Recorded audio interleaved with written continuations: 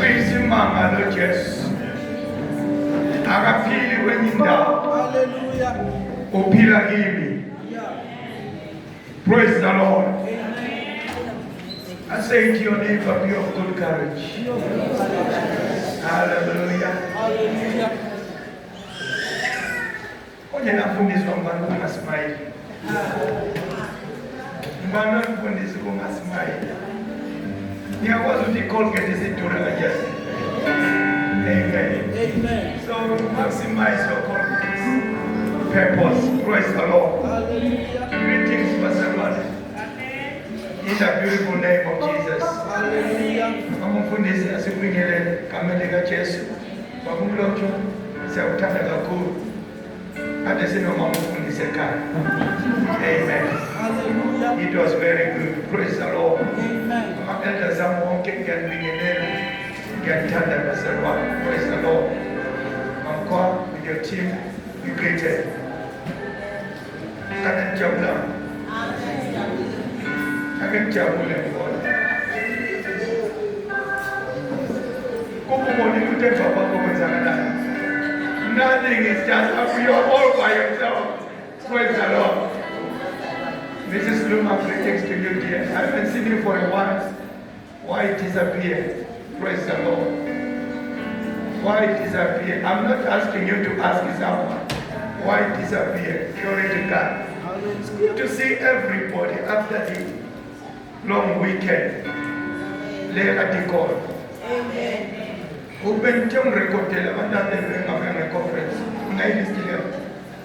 Only after church.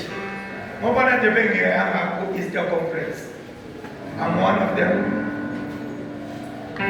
Got the name remember? Really? Okay. So it's a cool event. The Volume 7 is a full Easter conference. Amen, Pastor Lord. God bless you. We love you all.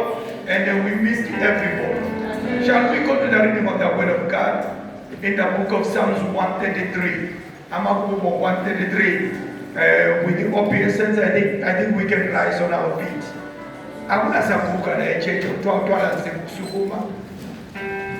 Behold, verse 1, how good and how pleasant it is for brethren to dwell together in unity. It is like the precious ointment upon the head that ran down upon the beard, even Aaron's head, that went down to the skirts of his garments. Siyasicela isiZulu. Bheka amahubo 133. Amahubo ekhulu amathathu nesithathu. Amen. Verse 1. Okay. Bheka kuhle kumnandi kangaka ukuba abazalwane bahlalisane ndawonye bemunye kufana namafutha amahle ekhanda ehlela isevisi ka-Aaron ehlela nasemphethweni wezembatho zakhe. Praise the Lord. Hebrews chapter 10. Hebrews chapter 10, I'm reading verse 25. Not forsaking, maybe let's start at 24. And let us consider one another to provoke unto love and to good works. Not forsaking the assembling of ourselves together, as the manner of some is, but exhorting one another, and so much the more as you see the day approaching. Hebrew 10 verse 25. Yes. Singabuyeli ukuhlangana kwethu. Awuqala 24. Amashumi amabili nesine. Masiqaphelane ukuze kuvuswe uthando nemisebenzi emihle. Verse 25. Singabuyeli ukuhlangana kwethu njengomkhuba wabanye, kepha masivuselelane ikakhulu njengokuba libona usuku lusondela. Praise the Lord. God bless you. Hallelujah. Ngifuna ukukhuluma sinolwazi of certain things, Luma. but certain things need to be spoken. Sometimes sukwabona ube nomuntu omaziyo kodwa singakwazi ukuthi ngibala umazi kodwa uyamazi. So God said to me, go and enlighten my children about the important things regarding church. And my message says church culture. Praise the Lord. Church culture.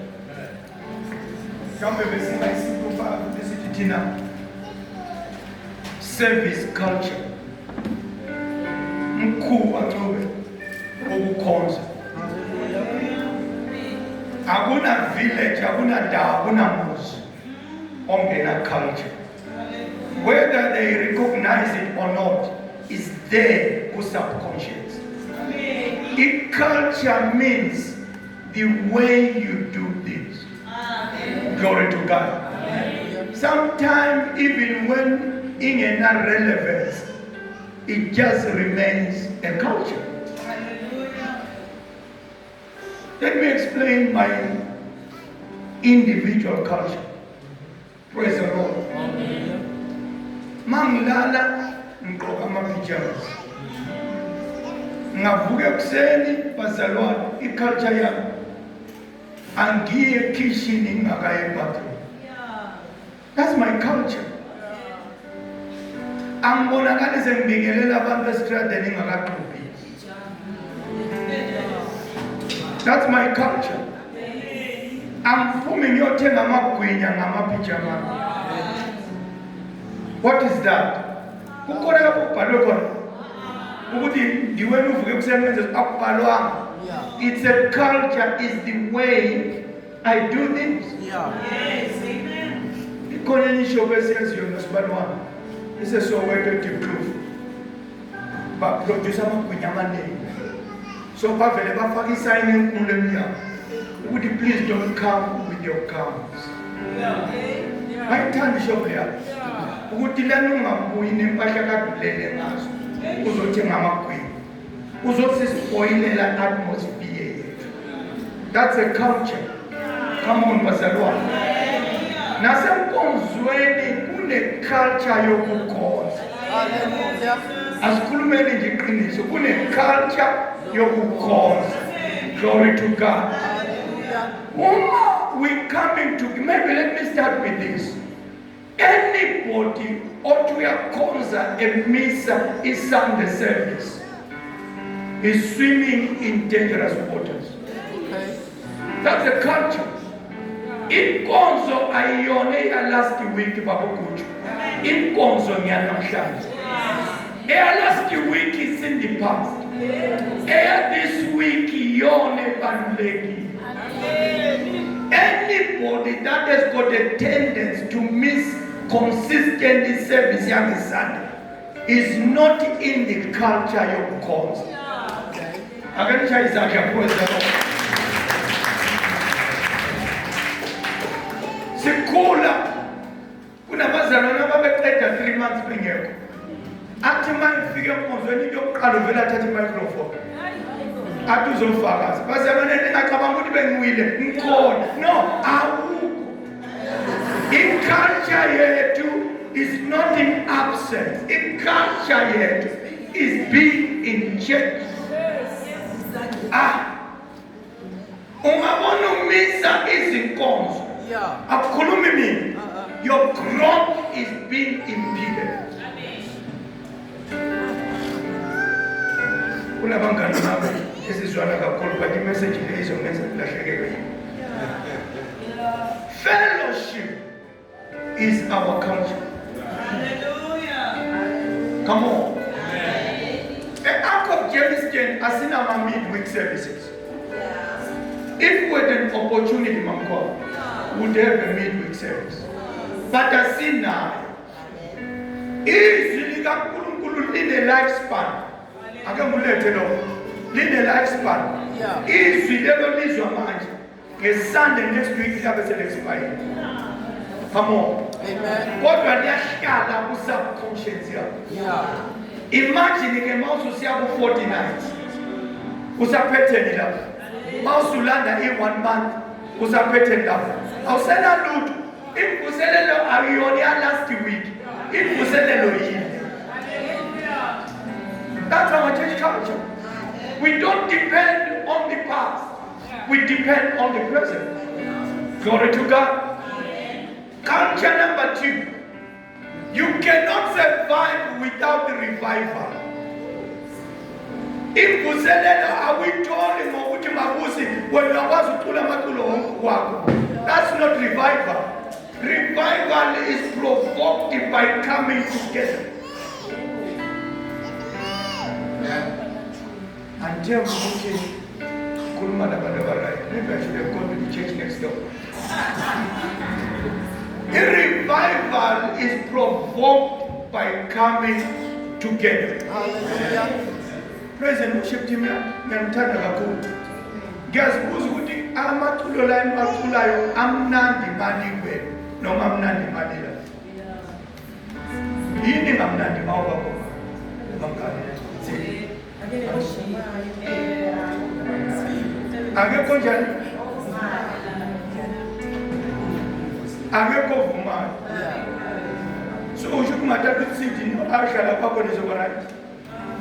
Kanti nifuna ba? Nifuna fellowship. Yes. Akuna muntu osha eyedwa. Umuntu bashape by being in the midst of the saints. Glory to God. Hallelujah. In revival, in this season, glory to God. There is a chapter where Paul spends the whole chapter teaching about fellowship. In the book of 1 Corinthians chapter 14. It goes into depth how umoya ongcwele moves among the church. Akakhulumi ngawe uwedwa ekhaya. Uthi manje hlangana. Hlanganelani phezu kwalo. Come on. Omunye prophesy, omunye akhulume ngezilimi. Inkonzo kaNkulunkulu in a culture. As Tina, we are not an Orthodox church. We are the body of Christ. And then the body is a living organism. Izinto esizenze last week ungadiscover ukuthi asizenze this week because we are a body that is alive. Hallelujah. Glory to God. Masihlangana siwulindele mabuso ukuthi umoya ongcwele ahambe ebandleni. That's a revival. Asizame enkonzweni ukuzoqhubeka. Sibuya siqhubekile. Umoya ongcwele hambe ehamba phezu kwezwi alungisa amanxeba. Uthi mawuyela nje but no scripture that was spoken particularly to my situation. Kodwa ngizwa. Come on. That's culture of the church. Inkonzo kufanelanga abantu babuye be-right, babuyele ekhaya belimele. Funeka babuye belimele. Babuyele ekhaya behleka ngoba inkonzo umsebenzi wayo i-revival. Glory to God. Hallelujah. Sake savakasha sesinye isihlobo sethu lapho ongakhonziyo. Sathi masiphume enkonzweni wathi I'll never come back to your church. Sathi indawo wathi abafundisi benu bonke bebekhuluma ngami. Bakhuluma ngawo bayakwazi. Wathi ngiyacabanga ukuthi nabatshela. We don't have time. Yokuthi siku-profile from 0 to 100. Nabo baze bangakhohlwa. Bonke bakhumbule ngawo. Sathi uNkulunkulu ebekulethele i-revival. Uzolungisa wena. Glory to God. Hallelujah. That's church culture. Basekhona abazalwa. Another element of our culture, we come to church for encouragement. We don't come to church for discouragement. Glory to God. Hallelujah. Bazalwa. That's our culture. Maybe kunabanye abantu kufuneka sibadingele some poison of some kind. Abanolimo loluhlobo. Ungalimaza umuntu ekhona. enkonzweni. Ulimi lwakho malungena anything good to say, shut up. Besilanda ukuzovuselelana enkonzweni. Glory to God. Amen. Hallelujah. Ngiyazibuza ke bakumlothi ukuthi manje masivuselelana igossip ingilaphi. Yeah. Umuntu oqeda ukumtshela ukuthi uyamthanda uqedela ukuthi ubana ngizwa ngamphiki. So you are contradicting yourself. Do you think nalaleni bazalwane kunomuntu one-taxi fare onemali yetekisi nemali yefuel ukuze enkonzweni ukuzolimaza abantu? Amen. It's not our culture. In culture yethu, praise the Lord, is for encouragement. Uye enkonzweni uphansi mama usikhosana uphumelana umsila wakho usuphezulu usizwe ukuthi kulala. I can take the bull by its horn. Amanye ama-problems esisuka nawo emsebenzini kodwa azolungiswa la. Uyele kusasa emsebenzini uthi bring it on. I can take it because somebody spoke a word that said, look, you are not defeated. Glory to God. Hallelujah. What's our other element of our culture? In church is for bonding. We bond. In church is not in long distance. In church is present. We come together for bonding. Makalumnane. Beningakwazi sengikwazi because we are always together. Glory to God. Kodwa ngizwakala kahle na? Hallelujah.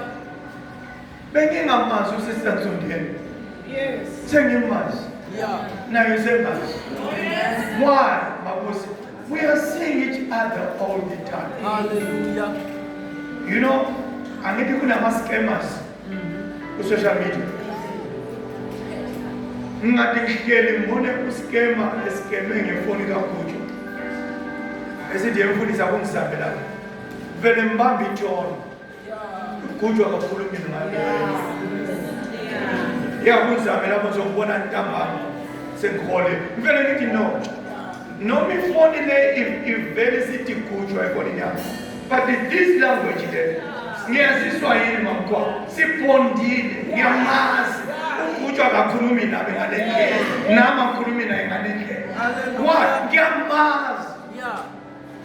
Glory to God. Amen. When we come for fellowship, bonding is part of our culture. Hallelujah. Maya ngizwa bazalwane.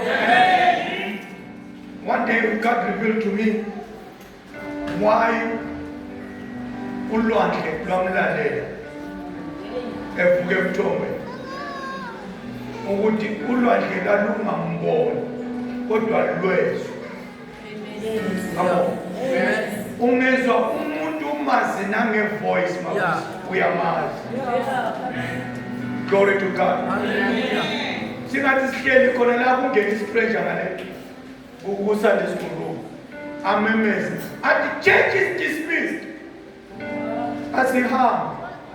Yawa voice now. Sikwazi ukuthi ngubani. So we don't listen to a voice that we don't know. uJesu thena izimvu zami ziyangazi nephimbo lami ziyalizwa. Hallelujah. Bonding. Sometimes ngiyamazi uCynthia engakhulumanga nami ngimazi because we see each other regularly. Come on bazalwa. Hallelujah. Another element of our culture. Glory to God. Amen. Siyamthanda umoya ongcwele. Siyamthanda umoya ongcwele. Asimzibi. Glory to God. Mabuza kufunde 1 Corinthians chapter 14 verse 39. 1 Corinthians chapter 14 verse 39. Glory to God.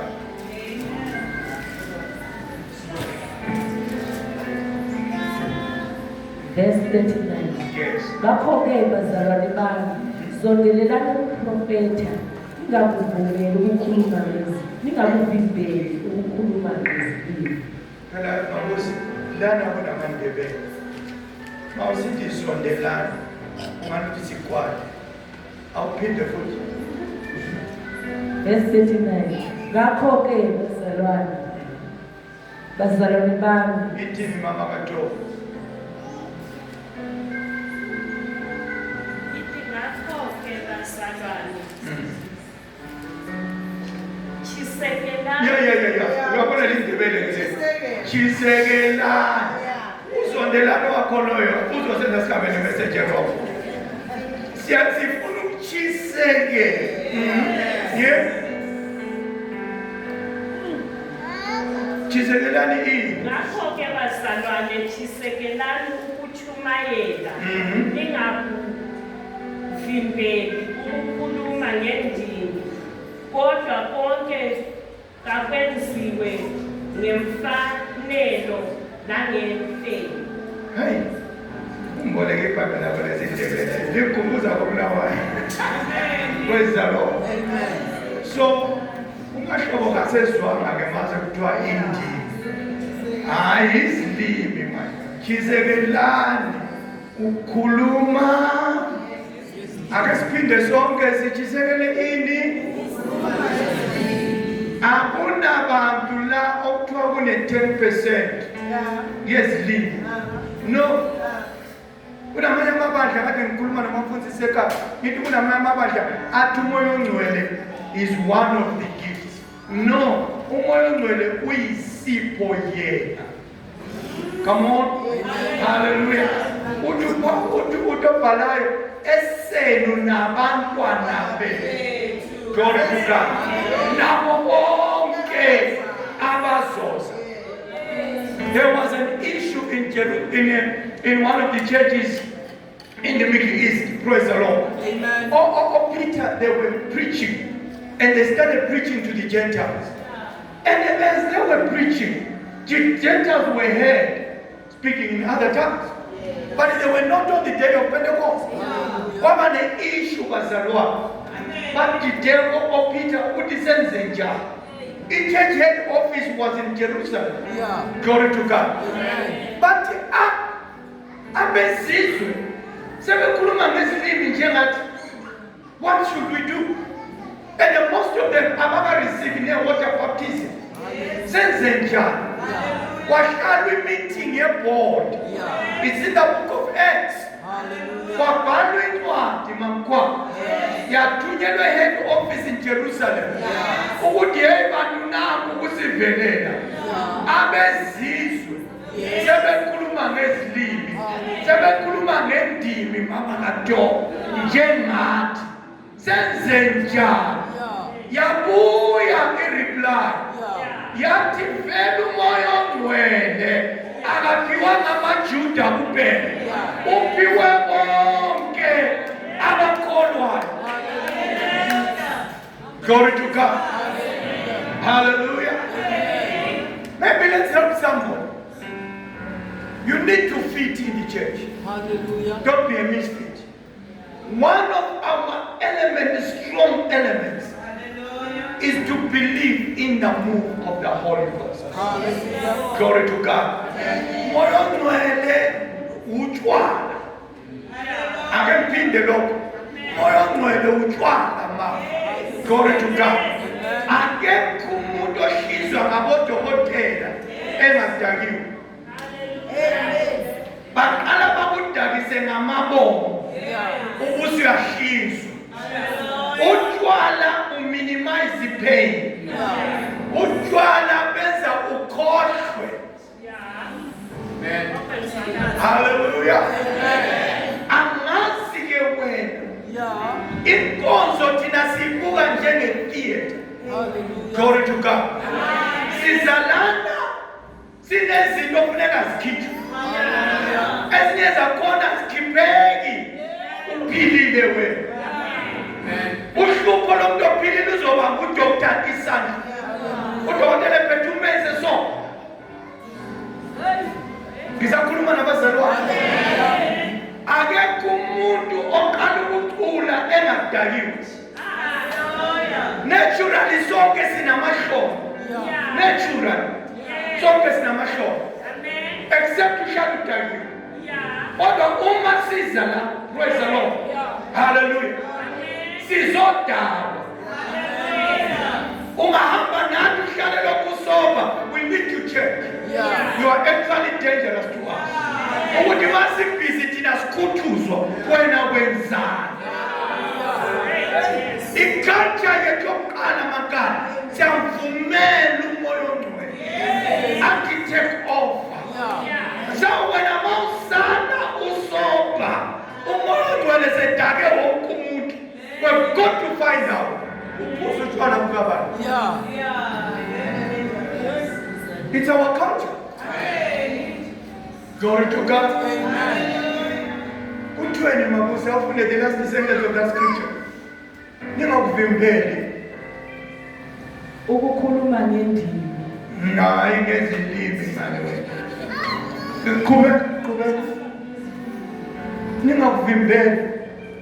Ningakuvimbeli ukukhuluma ngezilimi. Kepha konke makwenziwe ngemfanelo. Glory to God. Ake sidlule kule point baselwa. Umoya ongcwele uyingxenye yokukhonza kwethu. Praise the Lord. Zi-right izilimi zakho uwethu ekhaya. Kodwa uPaul uthi yena ziyayiletha imvuselelo ebandleni. Glory to God. Angithandi inkonzo mabusi okune-10% ekhuluma ngezilimi. In-90 ngama-natural beings. That's not good church. Ibandla lonke. Come on. Ake siphinde amen. Umuntu wonke ola uzohlazeka wena ukuthi iSunday school yami ikhuluma ngezilimi. Wena inyama. Ngiyazi inyama. Moya ongcwele asowa few. Moya ongcwele webandla lonke. Lizwi lakhe on the day of Pentecost.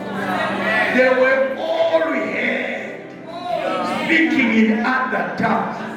Tina, we are a product of that day of Pentecost. Bayashupha abantu abangangene emoyeni. Bakriticize abasemoyeni. Basiscrutinize. Bayascheka. Uzuze sebesithi ubani indimi zakhe nizizwile.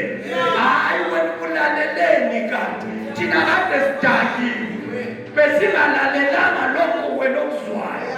Bayashupha abantu abangene theater bangadakwa. Hallelujah. Lizwi kaNkulunkulu ongena moya wanga la yena owami. Moya ongcwele kakuqakelwa. Umoya ongcwele uthanda i-evidence. Umoya ongcwele ngeke adlulwe yi-AIDS une-show off. Akaphinde futhi praise the Lord. Umoya ongcwele kavalelwa ngaphakathi. Umoya ongcwele uqaquka so. People need to burst. That's our church culture. When we come together, we burst in tongues. We burst in our drunkenness. We show that the Holy Ghost has besieged us. Glory to God. Hallelujah. Nginobuza abantu abamila. Mama ongcwele ubadakile. We are changing our lyrics of a song.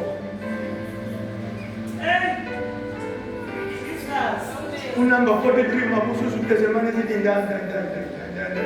Number 43. Kinasizati kama lenkosi usadakiwe. Akasekwe kama lenkosi usefaka imali sekuthe usadakiwe. Bayangizwa baselwa. Ukhona umfundisi ngiyamthanda uMakakho. Wathi umoya ongcwele usathi amshayine. Usathi thank you Lord Jesus.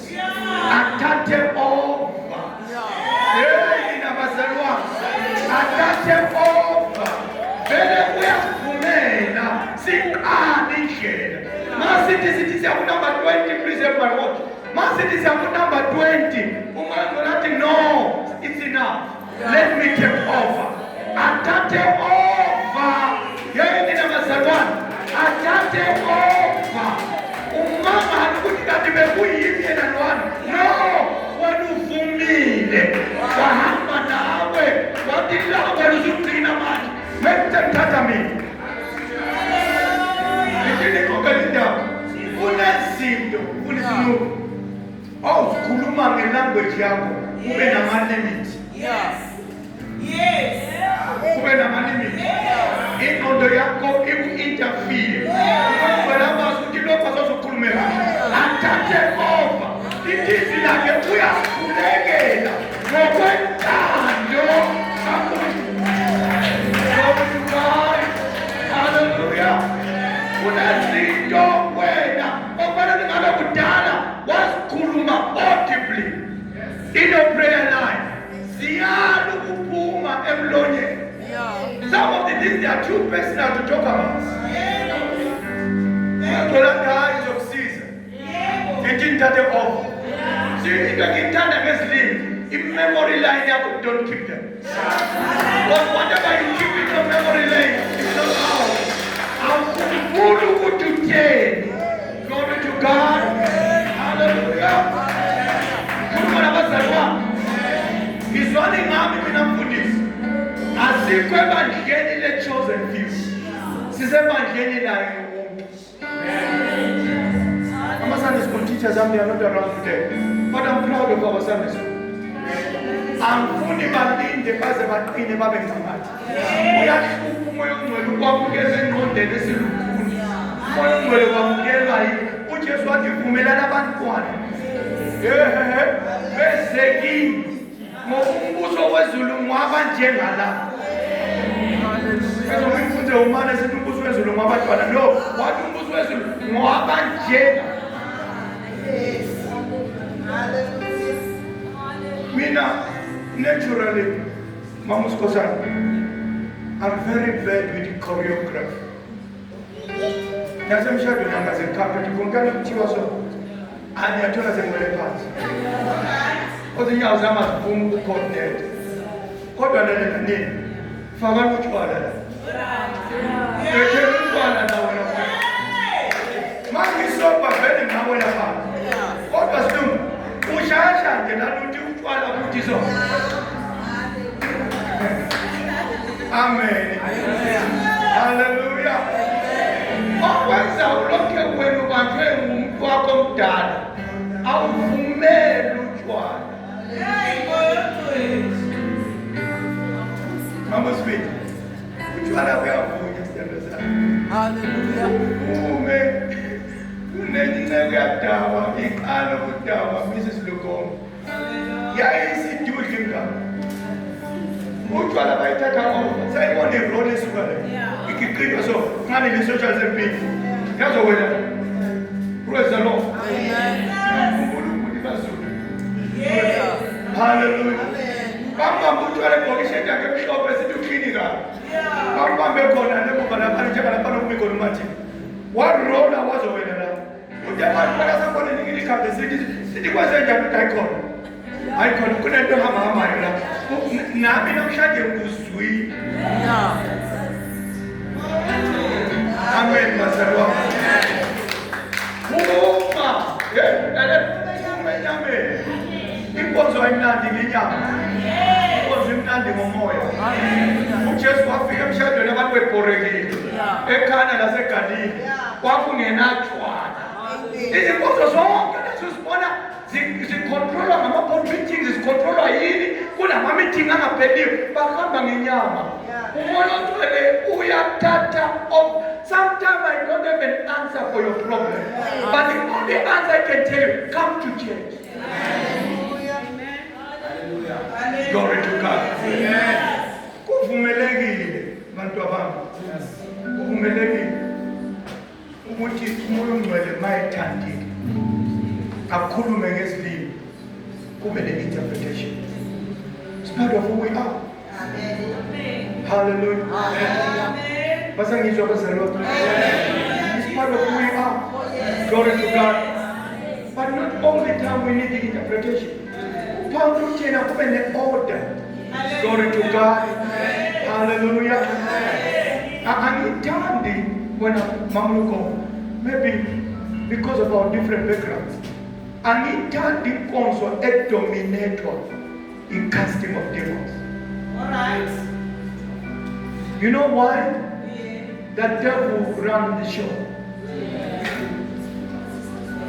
Baze bathi abanye akesimuswe uthini wena demon no basalulala nini asina combination nama demon culture yetu asina board meeting nama enemies culture yetu we tell the devils when to get off because we have been empowered to do so.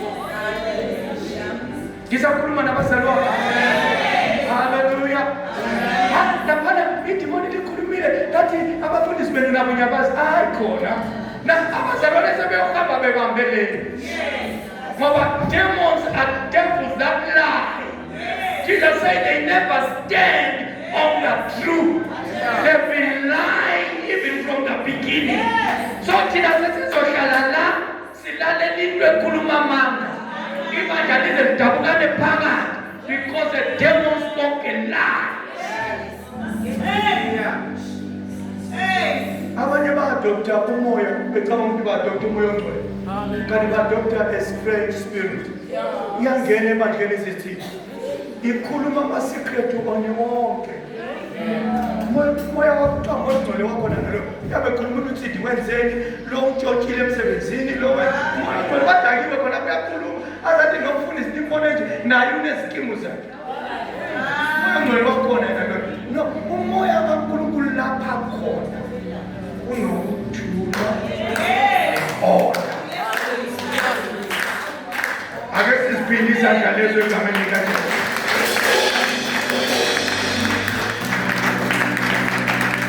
Lalela endlini kwakho akulula ukudala endlini kwakho. Uthe uPaul nikwenze kube ngumkhuba ukuhlanganyela. Glory to God. Amen. It's prohibited to have fellowship by yourself.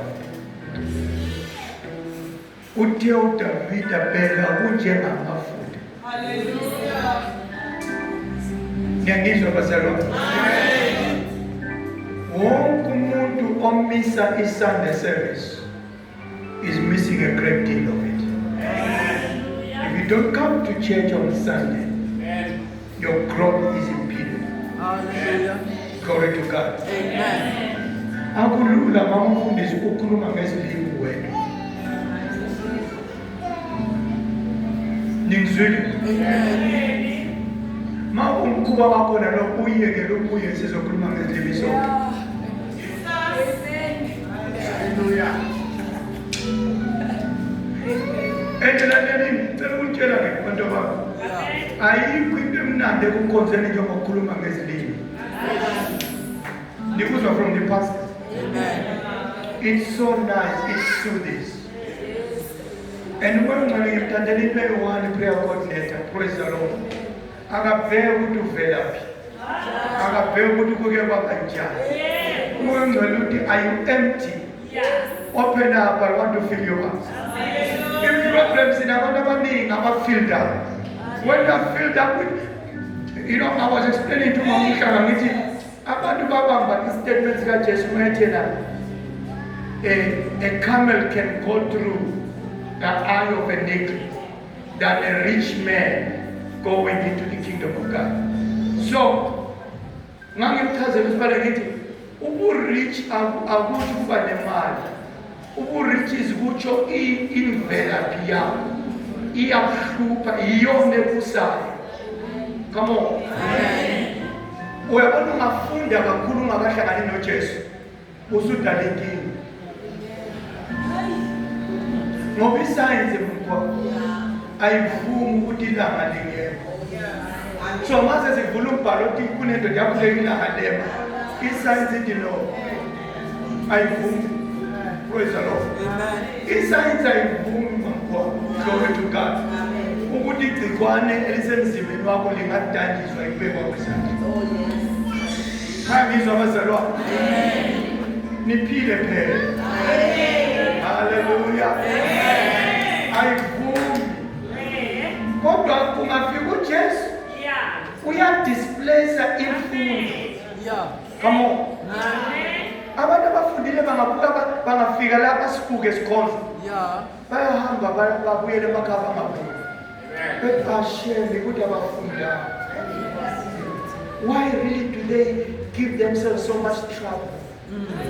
Banaza khulume bangibuka khona namangwele bathi even if he needs to change the way he delivers the message. Indlela agqoke ngayo the audience. Ungagqoki impahla ezinamabala abantu abasakuboni kahle abasezwe message. Please do us a favor.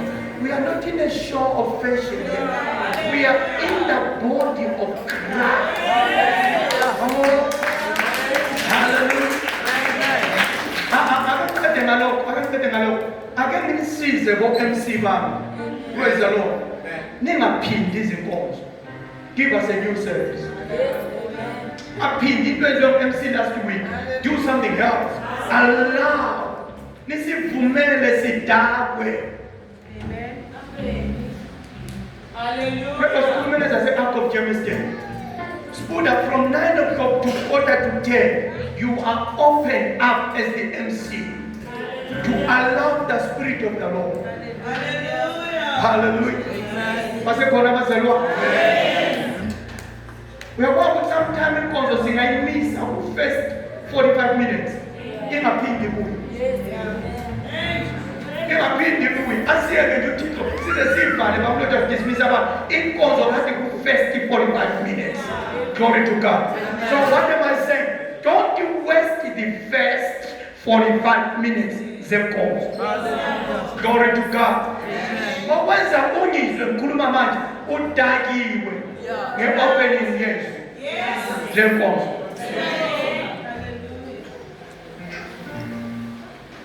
It's a Kulum. Angithanda inkonzo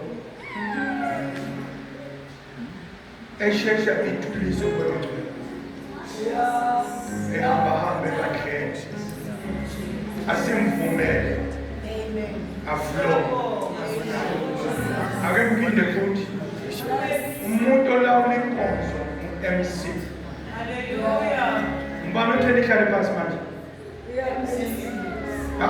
mbani umile phambili manje nihlaliswe mbani phansi omi phambili kuyo control inkonzo. Glory to God. Hallelujah. Amen. Kama emile lapha control inkonzo. Lo control inkonzo ngulo lapha. Angazathi bazalwane sekufuna simuvele ku next stage. Umoya ongcwele usebenza ngayo for order. Uyela mabuzo verse 39. Praise the Lord. Mama Ntombi amtholi baba usiyabamtholi umfundi. Ngakho-ke bazalwane. Chisekelani. Ngakho-ke bazalwane chisekelani ukuchumayela lingakuvimbeli ukukhuluma ngendimi. Yeke nikhulume bo. Ningakuvimbeli. Continue. Kodwa konke kakwenziwe ngemfanelo nangendlela. Ungezwa kusiba nomoto. It means is polishing what he is saying. He's saying umoya ongcwele makahamba kahle. Isilimi asikhulume. Kodwa ningalahlekelwa order. Hallelujah. Hallelujah. Amen. Singalahlekelwa yini? Order. Ubona bona abanye bethu laba abafaka izembatho ezimhlophe bamthanda umoya ongcwele balahlekelwa yikona. Abantu bakhona bahamba bebetha induku echechi, bangabona ukuthi idimoni selibahlulile, sebengenela lo ongenwe lidimoni. Yini yona leyo? Yi-disorder. Thina sikhuziwe na ngezwi likaNkulunkulu. Vumelani izilimi zibe khona, kodwa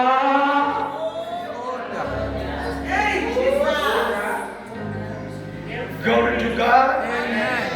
Iodikazani, praise the Lord. Let it edify the church.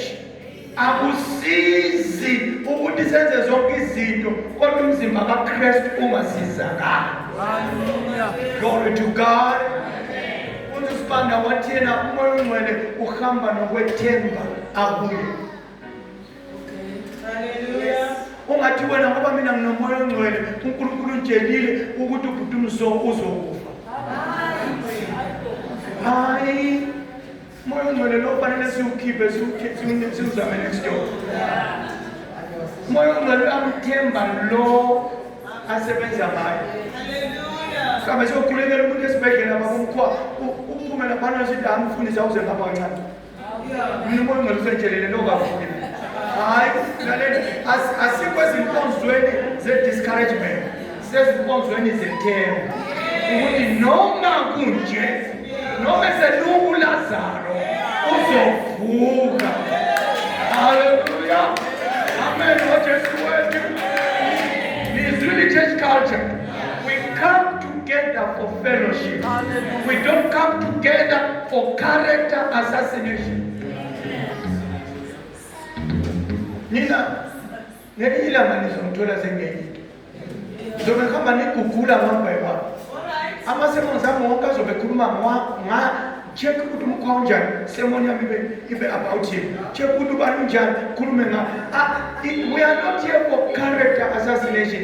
We are here to edify and encourage each other. Izwi likaNkulunkulu lithi ungabonisa umuntu kathathu into angezwe miyeke. Ningizwile? If I correct you on a thing more than 3 times, and some correct is it means awuzwa. Glory to God. Angisukubuya for number 4, angisukubuya for number 5, angisukubuya for number. Ngingakhuluma nawe ngikubonise i-correction 3 times. Ungalaleli. Ngezi izandla njengoPilato usuzobona ukuthi uphuma kanjani. God bless you.